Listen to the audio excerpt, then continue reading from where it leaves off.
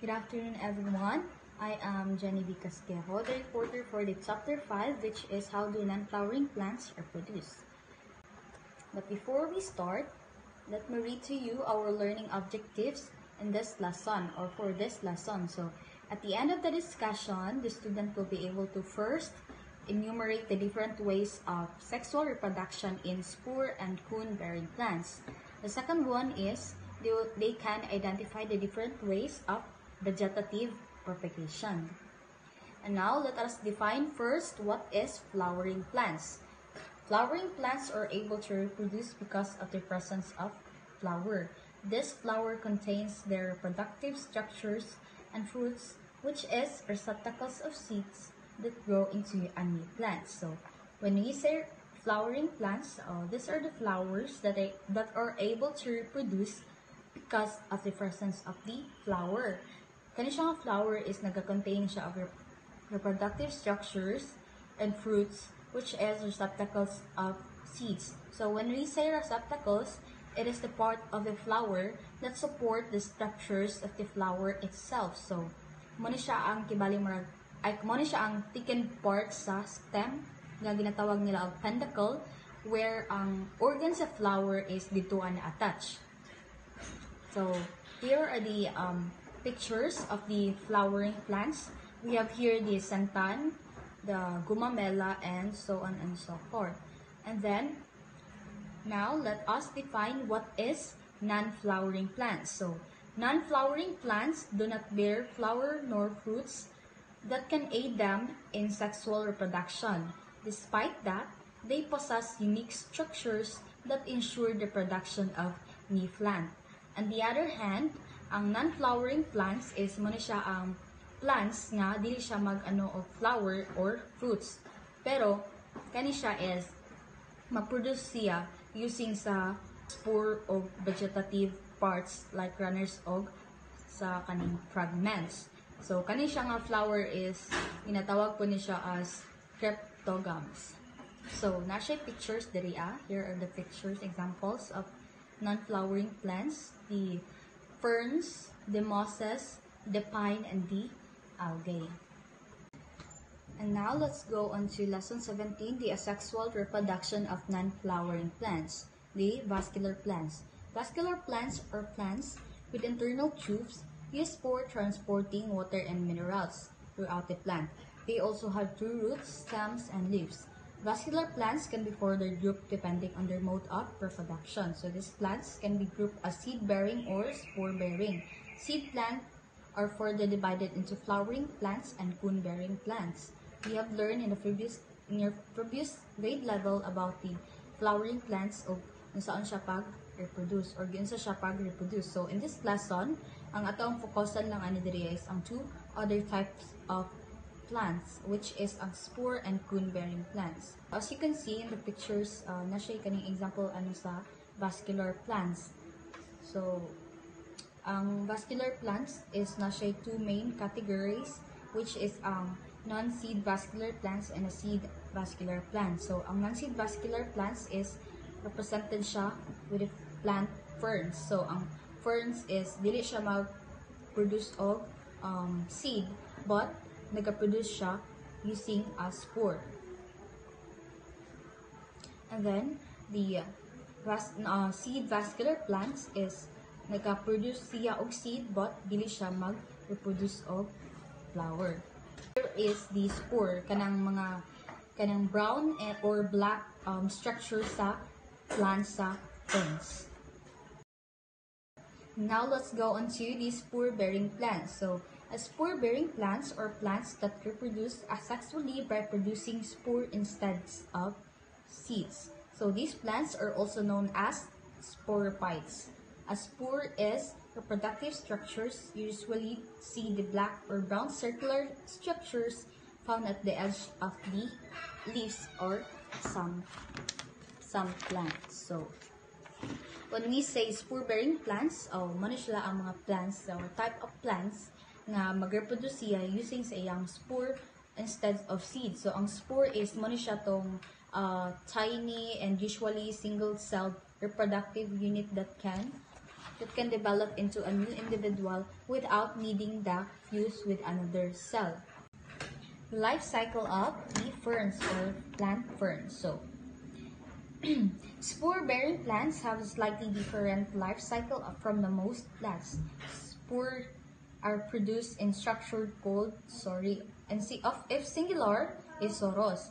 On the underside or edge of leaves, each sorus is magkakompose siya of cluster or of spore cases. When the spore cases mature, is maga-release siya of spores. So, ang kaning spores is muna siya ang black or brown structures nga makita nato sa dahon sa ferns. So, the spore germinates and grow into a small heart-shaped plant called prothallus. So, each prothallus is mag-produce siya of both egg cell and sperm cell. So, which is mag-undergo siya of fertilization. So, after the fertilization,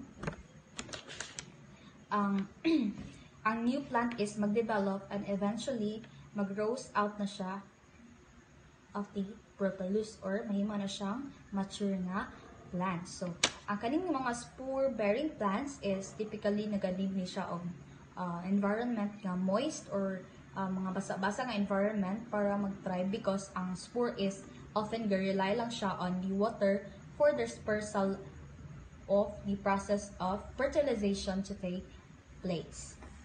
And now let's talk about the last type of the plant, which is the cone-bearing plants. Cone-bearing plants are a group of unique plants that are part of gymnosperms. These are referred to as conifers or woody plants and grows throughout the year. These have specialized reproductive organs instead of producing flowers. So cone-bearing plants, also known as conifers, are a group of vascular plants nga nagaproduce siya og seeds in cones rather than in flowers. So kani nga mga plants is typically evergreen, meaning mag-retain lang ang iyahang leaves throughout the year. So the cone-bearing plants have their seeds exposed sa cones. The cones is siya nagka-composed of woody scales that form diagonal rows with each row overlapping the next. So the male cone produce the pollen grains with sperm cells, while ang female is nag-contain siya of ovule with 2 or 3 egg cells. So, ang pollen grains are very small and encased in waterproof wrapping that can be carried away by insects or makarried siya sa hangin or madala siya sa hangin. So, the seed contains the female sex cells. On the other hand, are protected within the cone and do not leave the plant. When the pollen grains is mapalit siya sa hangin or mapalit siya sa hangin o mag-land siya sa female cones, ang pollen forms a tube that grows down to the ovule. And then, diraan na dayon mahitabo ang fertilization. Diraan na mahitabo with the sperm na mag-fuse siya with the egg. So, once the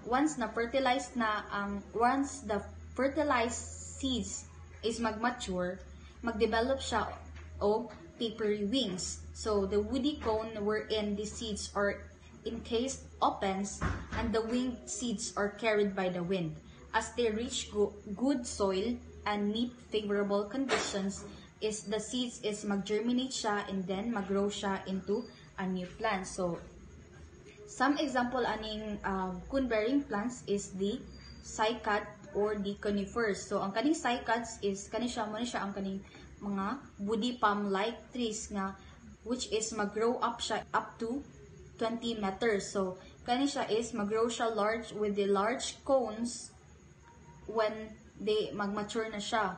And then, ang conifers is mo po ni siya ang kaning mga trees with needle-like leaves nga reduce siya water loss during the dry or cold climates. So, kani siya nga plants is mag-develop siya og daghan nga cones and one tree can product both male and female cones.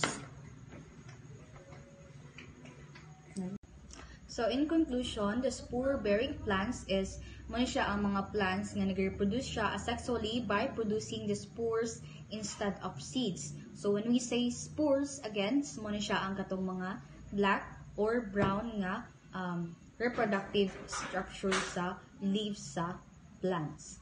On the other hand, ang kaning cone-bearing plants is muna siya ang katong mga plants nga na siya specialized reproductive organs instead of producing flower. So kani siya is mag-produce siya og seeds in cone rather than in flower.